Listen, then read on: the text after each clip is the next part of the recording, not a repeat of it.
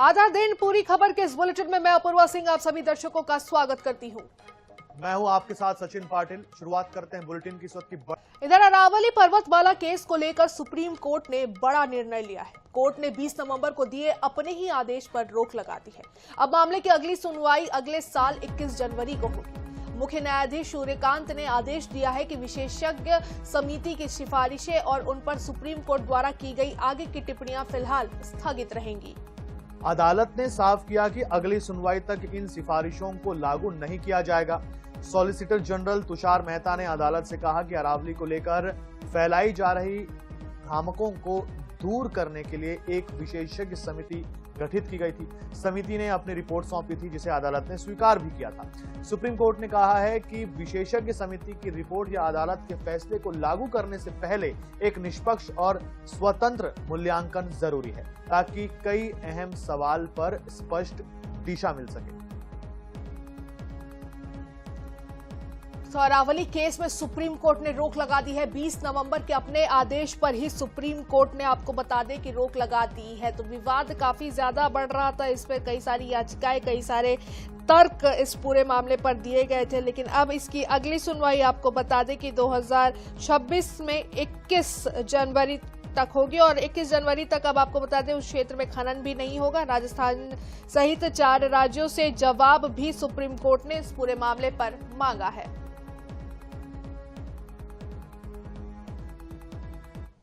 छत्तीसगढ़ की आज सुबह की शुरुआत ईडी की बड़ी कार्रवाई के साथ हुई। केंद्र सरकार की महत्वाकांक्षी भारतमाला परियोजना अब जांच के घेरे में है। रायपुर से लेकर महासमुंद तक ईडी की टीम ने 9 अलग अलग ठिकानों पर छापेमारी की। इस कार्रवाई ने प्रदेश के गलियारों में हड़कंप मचा दिया, क्योंकि इसमें न केवल बड़े कारोबारी बल्कि सरकारी अधिकारियों के नाम भी सामने आ रहे हैं। राजधानी रायपुर के पॉश इलाके लॉ विस्टा सोसाइटी में रहने वाले व्यवसायी हरमीत खनुजा के घर सुबह सुबह ईडी की टीम पहुंची। वहीं महासमुंद के मेघ बसंत इलाके में भी एक बड़े कारोबारी के घर दस्तावेजों को खंगाला जा रहा है। आरोप है कि सड़क निर्माण के लिए ली गई जमीनों के मुआवजे और कागजी कार्रवाई में बड़े पैमाने पर गड़बड़ी की गई है। ईडी ये पता लगाने की कोशिश कर रही है कि इस घोटाले के तार कहां-कहां जुड़े हैं और इसमें किन-किन अधिकारियों ने बिचौलियों की मदद की है। फिलहाल सभी ठिकानों पर सुरक्षा बलों का कड़ा पहरा है और किसी को भी अंदर या बाहर जाने की अनुमति नहीं दी जा रही है। तो भारतमाला घोटाले मामले में ईडी की बड़ी कार्रवाई आज छत्तीसगढ़ में देखने को मिली है। राजधानी रायपुर और महासमुंद में आज सुबह ही ईडी की दबिश हुई। रायपुर में हरमीत सिंह खनुजा के ठिकानों पर यह छापा हुआ, वहीं 9 स्थानों पर ईडी की टीम ने दबिश दी है। तो जमीन के खेल की जांच अब शुरू हो चुकी है। सुबह 6 बजे महासमुंद के मेघ बसंत इलाके ईडी की टीम पहुंची। व्यवसायी के निवास और पर छापेमारी कार्रवाई जारी है। दस्तावेजों की जांच की जा रही है। बिल्कुल, तो देखिए ये पूरी जांच भारतमाला प्रोजेक्ट से जुड़ी हुई है। भारतमाला प्रोजेक्ट सरकार की एक महत्वाकांक्षी योजना है, जिसे भारत के बॉर्डर एरियाज, रूरल एरियाज यानी ग्रामीण इलाकों को किस तरीके से रोड नेटवर्क से जोड़ा जाए, और रोड नेटवर्क ऐसे वैसे नहीं, विश्व स्तरीय रोड नेटवर्क से किस तरीके से इसको जोड़ा जाए, और इस पर सरकार लगातार काम कर रही है। लेकिन ये दुखद है कि इस परियोजना के काम में भी लोग जो है वो अपना हित देख रहे हैं। इस पे भी भ्रष्टाचार सामने आ रहा है।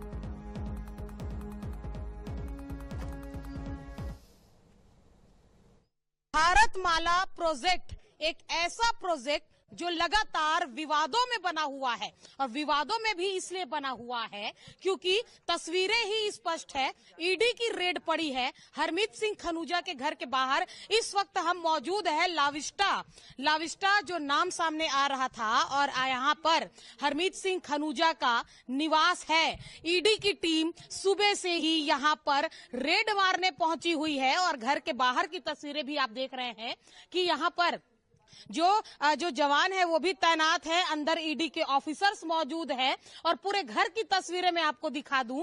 यही हरमीत सिंह खनुजा का घर है जहां पर ईडी की रेड पड़ी है, यानी कि ईडी ने रेड मारी है, भारतमाला प्रोजेक्ट को लेकर रेड मारी है। जो इकोनॉमिक कॉरिडोर है विशाखापट्टनम वाला, उस पर जिस तरीके से किसानों को मुआवजा देने को लेकर जितने जो बंदरबाट यहां पर किए गए हैं, जितने भ्रष्टाचार किए गए हैं, है उसे लेकर छापा पड़ा है। एक बड़ी खबर, एक अहम खबर भारतमाला प्रोजेक्ट से लेकर 9 जगहों पर एक जबरदस्त जो छापेमार कार्रवाई है वो चल रही है।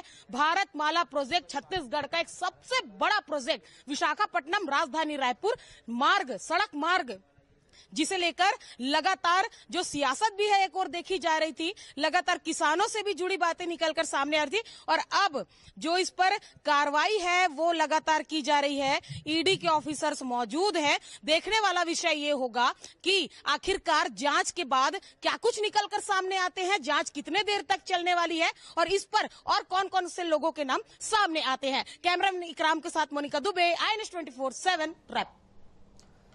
इधर राजधानी भोपाल के मानस भवन के पीछे आज सुबह से जिस बड़ी शिफ्टिंग की तैयारी चल रही थी उस पर अब ब्रेक लग चुका है। भारी पुलिस बल, SDM और तहसीलदारों की फौज तैनात थी, लेकिन कांग्रेस के विरोध और स्थानीय आदिवासी परिवारों की नाराजगी के आगे प्रशासन बेबस नजर आया। परिवारों ने दो टूक कह दिया कि उन्हें सरकार के 2 लाख रुपए और माली खेड़ी के मकान नहीं चाहिए, वे अपनी जमीन नहीं छोड़ेंगे। सुबह से ही कयास लगाए जा रहे थे कि आज 27 परिवारों को नया ठिकाना मिल जाएगा, लेकिन मौके पर पहुंचते ही नजारा बदल गया। कांग्रेस के कार्यकर्ताओं और नेताओं ने प्रशासन के सामने मोर्चा खोल दिया। विस्थापित किए जा रहे परिवारों का कहना है कि ये उनकी अपनी जमीन है और वे किसी भी कीमत पर अपना वार्ड छोड़कर नहीं जाएंगे। प्रशासन ने सुरक्षा के लिए 72 पटवारी और भारी पुलिस बल लगाया था, लेकिन लोगों के बढ़ते गुस्से और राजनीतिक दखल के बाद शिफ्टिंग को रोकना पड़ा। परिवारों का तर्क है कि उन्हें शहर के बाहर नहीं बल्कि इसी इलाके में विकास चाहिए। फिलहाल अधिकारी अब उच्च स्तर पर चर्चा कर रहे हैं, लेकिन आज के लिए ये कार्रवाई पूरी तरह टल चुकी है। तो विस्थापन पर जंग छिड़ चुकी है। राजधानी भोपाल पर शिफ्टिंग पर महासंग्राम देखने को मिला है। कांग्रेस के विरोध के बाद प्रशासन को आखिर झुकना पड़ा। मानस भवन के पीछे रह रहे परिवारों ने घर छोड़ने से क्योंकि साफ इनकार कर दिया है। परिवारों के तेवर देख प्रशासन की कार्रवाई थम गई। आदिवासी परिवार अपना वार्ड छोड़ने को तैयार नहीं है। तो परिवारों ने कहा है कि 2 लाख और आवास नहीं चाहिए, हम अपनी ही जमीन पर रहेंगे। इसके साथ साथ उन्होंने कहा है कि इसी क्षेत्र का विकास आखिर क्यों नहीं किया जाता।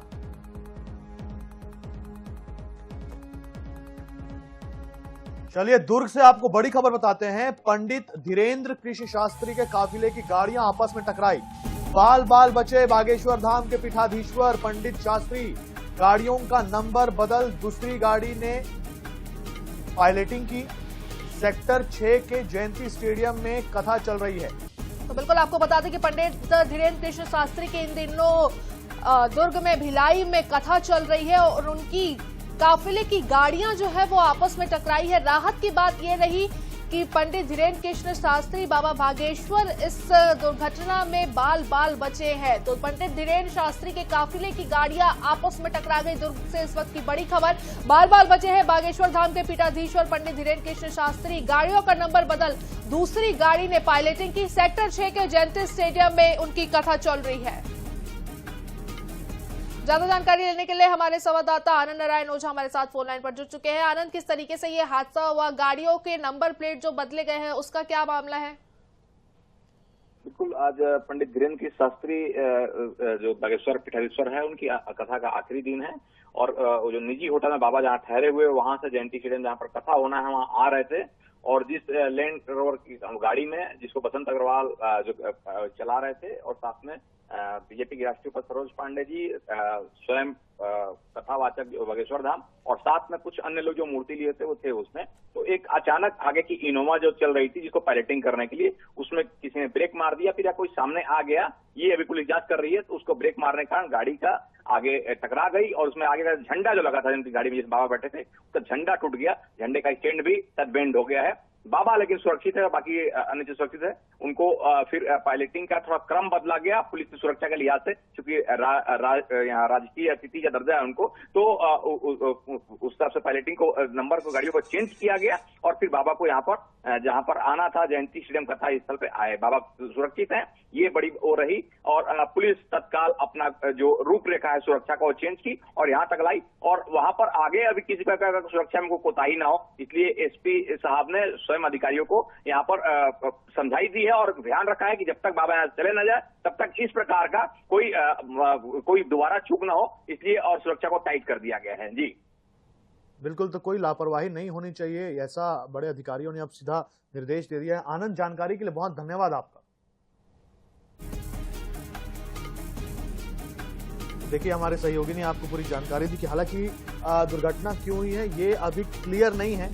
अचानक से किसी ने ब्रेक मार दिया या सामने कोई आ गया। हालांकि ये जानकारी है कि जो झंडा था आगे में गाड़ी के वो टूट गया है। तो चूंकि राष्ट्रीय अतिथि का दर्जा मिला हुआ है, जैसे कि हमारे सहयोगी ने बताया, तो ये बहुत ही ज्यादा महत्वपूर्ण हो जाता है कि उनकी सुरक्षा को बहुत सटीक तरीके से ध्यान में रखा जाए और आगे जो है व्यवस्था उसे देखा जाए कि भाई ऐसी कोई भी व्यवस्था वापस ना हो। रूट जो है वो क्लियर रहे। जब बाबा आना जाना कर रहे हैं होटल से कथा स्थल तक या कथा स्थल से जब वापस जा रहे हैं, अब बड़े अधिकारी ने ये निर्देश दे दिया है कि भाई आपको ध्यान रखना है, पूरा क्लियर करना है रूट और उसके बाद ही गाड़ियां जो हैं वो निकाली जाए। तो इस हादसे में गनीमत रही कि कोई बड़ी बात नहीं हुई, कोई नुकसान नहीं हुआ और बाल बाल पंडित शास्त्री बच गए। दूर से ये खबर आपको बता रहे हैं, जहां बागेश्वर धाम के पीठाधीश्वर वीरेंद्र शास्त्री बाल बाल बच गए। उनकी गाड़ियों का जो काफिला था वो एक दूसरी गाड़ियों से टकरा गया। हालांकि जो आगे चल रही थी गाड़ी वो क्यों रोकी गई ये अभी स्पष्ट नहीं।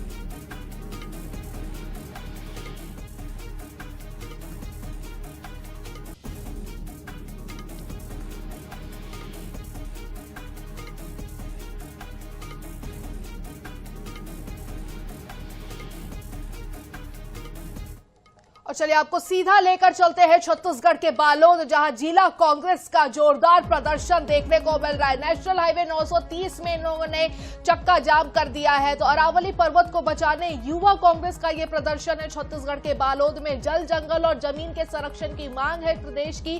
जिला युवा कांग्रेस का प्रदर्शन बालोद में देखने को मिल रहा है। तस्वीरें भी हम आपको दिखा रहे हैं। नेशनल हाईवे 930 में उन्होंने चक्का जाम कर दिया है। अरावली पर्वत को बचाने युवा कांग्रेस का ये प्रदर्शन है। तो छत्तीसगढ़ के जल, जंगल और जमीन के संरक्षण की मांग भी की जा रही है। तो एक तरफ अरावली पर्वत को लेकर सुप्रीम कोर्ट ने अपने ही फैसले पर जहां स्टे लगा दिया है, तो वहीं दूसरी तरफ इसकी सुरक्षा, इसके संरक्षण को लेकर और उस पर्वत को बचाने को लेकर, इसके साथ साथ छत्तीसगढ़ के जल, जंगल और जमीन के संरक्षण को लेकर बालोद में जिला युवा कांग्रेस का प्रदर्शन देखने को मिल रहा है। नेशनल हाईवे 930 पे इन लोगों ने चक्का जाम किया है।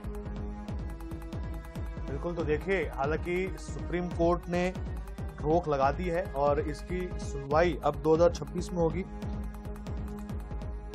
21 जनवरी को होगी अगर तिथि स्पष्ट करूं तो। अरावली पर्वतमाला की परिभाषा और संरक्षण को लेकर सुप्रीम कोर्ट ने गंभीर चिंता जताई है। कोर्ट ने केंद्र से कई तकनीकी सवालों पर जवाब मांगा और 20 नवंबर के आदेश पर रोक लगा दी। अदालत ने हाई पावर्ड एक्सपर्ट कमेटी गठित करने का प्रस्ताव रखा है। मामले की अगली सुनवाई अब 21 जनवरी को होगी। उन्नाव रेप केस में दोषी पूर्व विधायक कुलदीप सिंह सेंगर को सुप्रीम कोर्ट से बड़ा झटका लगा। सुप्रीम कोर्ट ने दिल्ली हाईकोर्ट द्वारा सजा सस्पेंड करने के आदेश पर रोक लगा दी है। यह आदेश सीबीआई की याचिका पर दिया गया, जिसमें हाईकोर्ट के फैसले को चुनौती दी गई थी। कोर्ट ने कहा कि मामले में गंभीर कानूनी सवाल हैं, जिन पर विस्तार से सुनवाई जरूरी है। हालांकि सेंगर पहले से ही पीड़िता के पिता की हत्या के मामले में उम्र कैद की सजा काट रहा है। सुप्रीम कोर्ट ने साफ किया कि जमानत मिलने के बावजूद सेंगर जेल से बाहर नहीं आ सकता। कोर्ट ने सेंगर को नोटिस जारी कर जवाब मांगा है और मामले की अगली सुनवाई 4 हफ्ते बाद होगी। आदेश सुनते ही पीड़िता भावुक हो गई और न्याय मिलने की उम्मीद जताई। तो हाईकोर्ट के फैसले पर सुप्रीम कोर्ट का स्टे लग चुका है। उन्नाव रेप केस से सेंगर को सुप्रीम झटका मिला है। कुलदीप सेंगर की जमानत पर रोक लगा दी गई है। 4 हफ्ते बाद मामले की अब अगली सुनवाई होगी। आदेश सुनते ही पीड़िता जो है वो भावुक हो गई और न्याय की उम्मीद जताई है। मैं खुश हूँ, मुझे सुप्रीम कोर्ट पे भरोसा है, रहेगा। अभी मेरी लड़ाई तो बाकी है, अभी तो उसको फांसी तक लेके जाना है, तभी तो मेरे पिताजी को और हमें इंसाफ मिलेगा। एक इज्जत, उन्होंने इज्जत में एक लड़की के साथ रेप किया, हमारे साथ रेप किया, तभी तो हमें इंसाफ है जब उसको फांसी होगी। जैसे मेरी निर्भया बहन को फांसी दी गई, उनके दोषियों को, वैसे हमारे भी दोषियों को फांसी दी जाए। बच्ची जो थी और इसका परिवार मुझसे ये रोज पूछ रहा था कि क्या अब हम अगले 5 मिनट जिंदा रहेंगे या नहीं रहेंगे। अब कम से कम मैं इन्हें ये बता सकता हूं कि आपके पास अभी बहुत छोटी सी रिलीफ मिली है। बिल्कुल हमें इसको विक्ट्री नहीं कहना चाहिए, मैं इसको विक्ट्री नहीं कह रहा हूं, ये विक्ट्री नहीं है, ये एक छोटा सा सांस लेने का मौका विक्टिम और उसको परिवार को मिला है। इसके अलावा इस फैसले को मैं कुछ भी नहीं देख सकता। छत्तीसगढ़ के नक्सल प्रभावित बीजापुर जिले से एक बड़ी खबर सामने आ रही है। यहां के जंगलों में जवानों को निशाना बनाने की नक्सलियों की एक और बड़ी साजिश को सुरक्षा बलों ने नाकाम कर दिया। डीआरजी और गंगालूर पुलिस की संयुक्त टीम ने सर्चिंग के दौरान 10 किलो का एक शक्तिशाली आईईडी बरामद किया है, जिसे जवानों को हताहत करने के मकसद से लगाया गया था। जिले के मुनगा पेदा कोरमा क्षेत्र में सुरक्षा बलों का संयुक्त दल एरिया डोमिनेशन पर निकला था। इस दौरान डिमाइनिंग टीम को मुनगा रोड के पास पगडंडी मार्ग पर कुछ संदिग्ध वस्तु नजर आई। बारीकी से जांच करने पर वहां नक्सलियों द्वारा छिपाकर रखा गया 10 किलोग्राम का प्रेशर आईईडी मिला। बीजापुर एसपी ने जानकारी दी कि नक्सलियों ने जवानों को बड़ा नुकसान पहुंचाने के लिए ये जाल बिछाया था। सूचना मिलते ही बीटीएस की टीम मौके पर पहुंची और सुरक्षित तरीके से आईईडी को डिफ्यूज कर वहीं नष्ट कर दिया। सुरक्षा बलों की इस सतर्कता ने न केवल जवानों की जान बचाई बल्कि नक्सलियों के बैकफुट पर होने के दावों को भी मजबूत किया है। इलाके में अभी भी सर्चिंग ऑपरेशन जारी है। तो मुनगा पेटो कोरमा के जंगलों में मौत का जाल मिला। बीटीएस टीम ने मौके पर ही इस आईडी को डिफ्यूज किया। तो बीजापुर में बड़ा नक्सली हमला जो है वो टलता हुआ नजर आया है। जवानों को उड़ाने की नापाक साजिश नाकाम हुई है।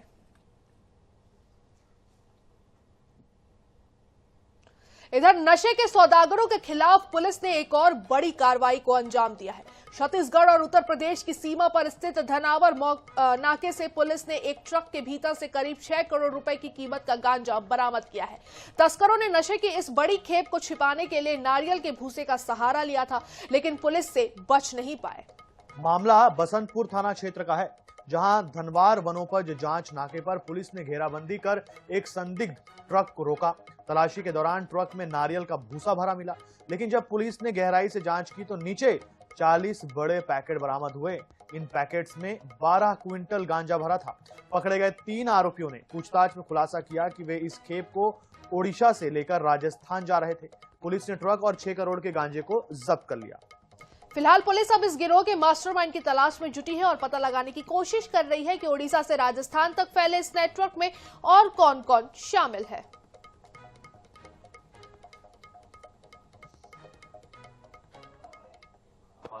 एक ट्रक है जिसके अंदर कुछ अवैध मादक पदार्थ लोड है। इसी के तारतम्य में हमारी जो बसंतपुर थाने की टीम थी उसके द्वारा वहां पर चेकिंग किया गया। चेकिंग के दरमियान एक गाड़ी जिसका पासिंग राजस्थान का था, उस गाड़ी को चेक किया गया था। गाड़ी के जो ड्राइवर्स थे उनसे पूछताछ की गई थी और गाड़ी के चेकिंग में ये पता चला था कि उस गाड़ी के अंदर कुछ गांजा जो है, गांजा या उसके जैसा पदार्थ जो है वो लोडेड। और इसी के साथ आधा दिन पूरी खबर में हमारे साथ इतना ही। लेकिन खबरों का सिलसिला लगातार जारी है। आप कहीं मत जाइए, बने रहिए हमारे साथ। नमस्कार।